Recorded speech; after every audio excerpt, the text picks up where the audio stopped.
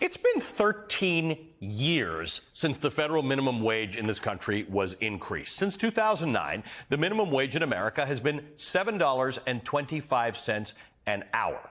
The many calls to increase the federal minimum wage have gone unanswered, but some companies are stepping up and have been in the last few years. The latest one is Walmart.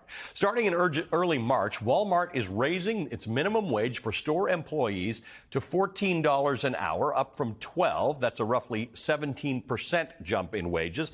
The company's decision will push average hourly wages to over $17.50. That means 340,000 store employees will get a raise, representing 21% of Walmart's 1.6 million employees in the United States. Remember that Walmart is the largest private employer in the country.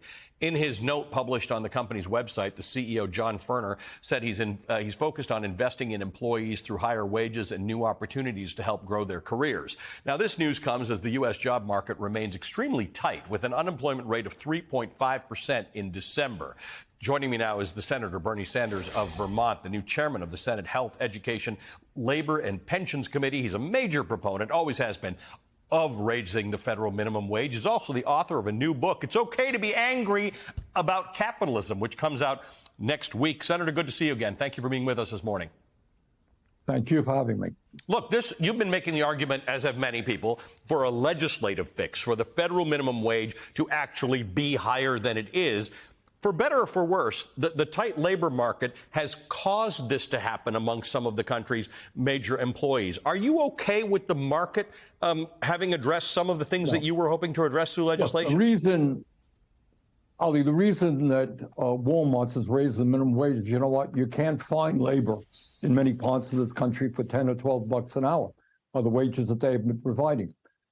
So they have done in their own self-interest that, hey, we need workers. Let's raise it to at least $14 an hour. But that is not enough. A couple of years ago, we fought to raise the minimum wage to $15 as a result of inflation in real dollars. That should be at least $17 right now. Here's the bottom line. You got over 60% of the people in this country living paycheck to paycheck. Tens of millions are working at starvation wages. It is not too much to ask in the wealthiest country on earth, where we have massive income and wealth inequality, people on top doing phenomenally well, to say that in America, if you're working 40 hours a week, you're not living in poverty. 14 bucks an hour is not going to do it. We got to raise the minimum wage to a higher level than that, and I'll do my best to make sure that happens. Other point that I want to make, and everybody should know this, in terms of Walmart, Walmart is owned by the Walton family, the wealthiest family in America. And you got a lot of their workers who are earning wages so low, they got to go on food stamps, they got to go on Medicaid. So in other words, you have the taxpayers of this country subsidizing the wealthiest family in America because they're not paying a living wage. Let me ask you, but I want to actually just put wages on the screen for a second. The current minimum wage of $7.25 an hour, if you work full time, would net you $15,080 a year.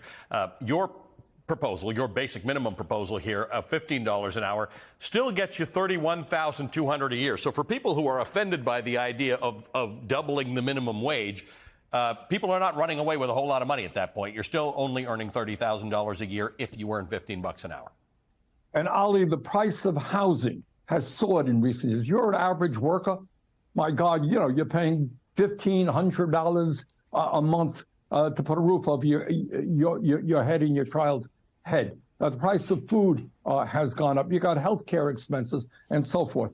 So look, the bottom line is, this is not complicated. You got an economy right now that is doing great, fantastic for the 1%. How about creating an economy that works for ordinary Americans? That means you raise the minimum wage to a living wage. What that will be, I don't know. To my mind, at least 17 bucks an hour. It's going to be a struggle, but that's the fight I want to wage. Let me ask you about Social Security. There are concerns amongst members of the new majority in the House that the Social Security Trust Fund will not be fully funded by 2033. They've caused people to think that means that if you are retiring at that point, you won't get your full payout. That is inaccurate. However, there is an issue with funding, with replenishing the trust fund. You have a different solution for that than the Republicans have. Right. These guys over in the House, some of them, not all, think that the solution is at a time when so many seniors, we don't talk about this enough. You got people who are trying to make it on Social Security, $15,000, $18,000 a year. You can't. So the solution is not what some Republicans want, to cut Social Security. The solution is to lift the cap on taxable income coming into the trust fund. Right now, you have an insane, really absurd situation. Person X makes $10 million a year. Person Y makes $160,000 a year. Both contribute exactly the same amount of money into the Social Security trust fund.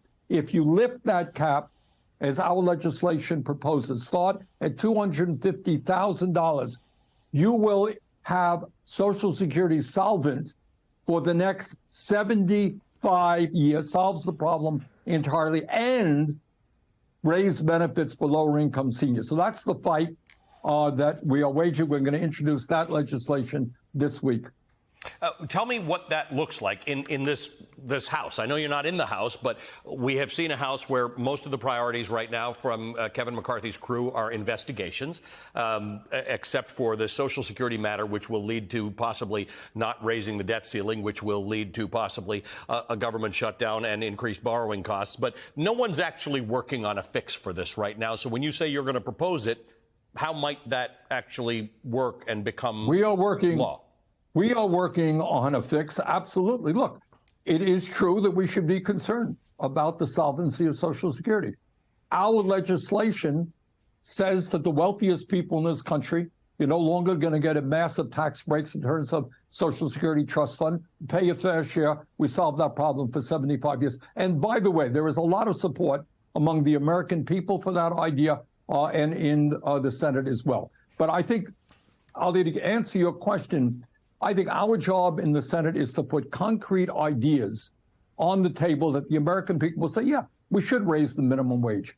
Yeah, we should increase benefits for low-income seniors and improve the solvency of Social Security. Yes, we should take on the greed of the pharmaceutical industry and lower prescription drug costs in this country. Yes, we should deal with the crisis in childcare. I think if we do our job, people will see the contrast between serious legislating and what goes on in the House. But that contrast, how does it manifest? In other words, does that mean for the next election, for 2024? Because there's a long distance between Bernie Sanders putting out an idea and a Republican House passing a piece of legislation. You still talk, as you and I have talked for years, about Medicare for all, some sort of universal health care in America. It's a great idea. Lots of Americans actually support it.